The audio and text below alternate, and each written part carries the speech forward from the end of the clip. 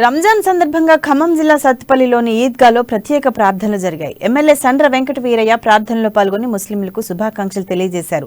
వీరయ్య మాట్లాడుతూ ముస్లిం సోదరులు రంజాన్ మాసాన్ని పవిత్రంగా జరుపుకునేందుకు తెలంగాణ ప్రభుత్వం ప్రత్యేక బడ్జెట్ను కేటాయించిందని చెప్పారు. అంతేకాకుండా ముస్లింల కోసం సత్తుపల్లి నియోజకవర్గానికి ప్రత్యేకంగా నిధులు మంజూరు చేశారని, సత్తుపల్లి, వేంసూరు, కల్లూరులో షాదీఖానాలు నిర్మిస్తున్నామన్నారు. అల్లా దీవెనలు అందరికీ ఎల్లవేళలా ఉండాలని ఆకాంక్షించారు.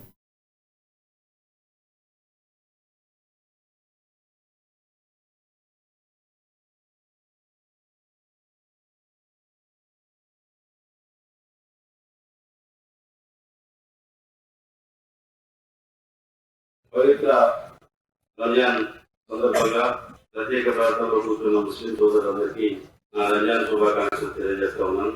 ఖురాన్ ఉన్న సందర్భంలో ప్రత్యేకంగా ఉపవాస దీక్షల ద్వారా క్రమశిక్షణతో నిరుపేదల యొక్క ఆకలి చేసే దానగుణం కలిగే గొప్ప లక్షణాలు కలిగిన మాసం ఈ రంజాన్.